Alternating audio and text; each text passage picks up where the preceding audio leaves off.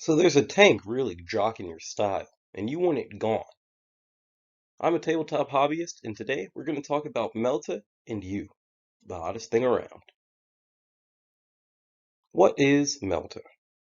Melta is one of the favored weapons of the Sisters of Battle and Salamanders. It's a superheated wave of energy that evaporates anything in its path. You can get a great visual of it by playing Space Marine, and it's really good at taking down tanks. It is the number one solution for taking down armored targets and does more damage within half range. Here we have some common Melta profiles. Note the high strength, high AP, and damage, but relatively low range. Most armies have some kind of Melta profile at some point within their codex. Not all of them are easily accessible though, so you don't have to worry about it from all armies, like Orcs or Necron. Let's talk about a couple of the common problems with Melta. Number one, it's short range. It's difficult to get foot-slogging Melta carriers to effectively deliver their Melta shots. Also, its targeting efficiency. It's inefficient against weak bodies like Guard, Eldar, and Tau. This is because one Melta shot can only kill one guy at a time. When fired into Space Marines, it has a bit more effect, but Melta should only be fired into high wound, high toughness targets for maximum effect. Melta can also be expensive for some armies, and you may never get to use it against a well-positioned opponent or a horde army.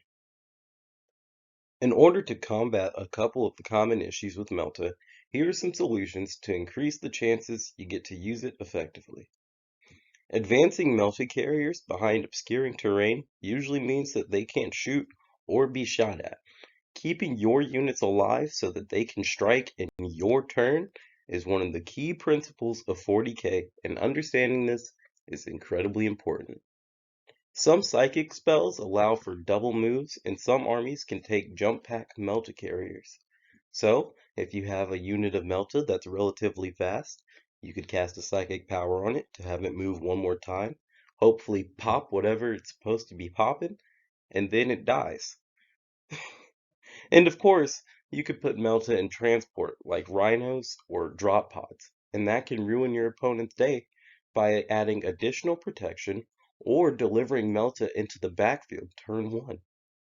I prefer to just advance my Melta units as it's the cheapest option and with good positioning can be very effective.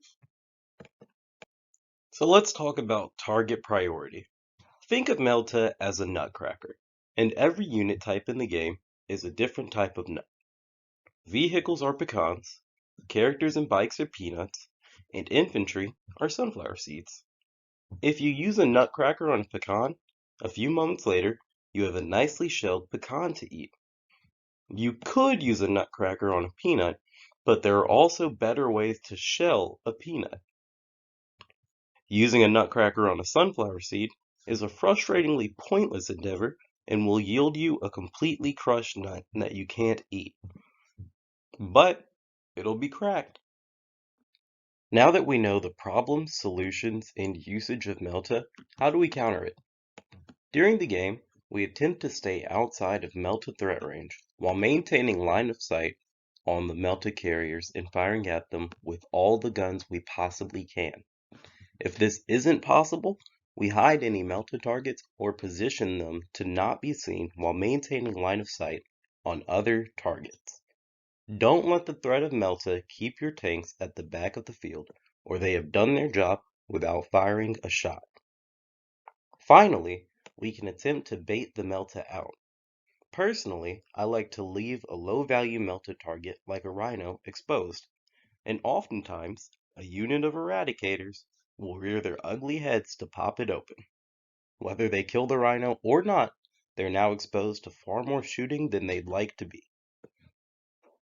I'm a tabletop hobbyist.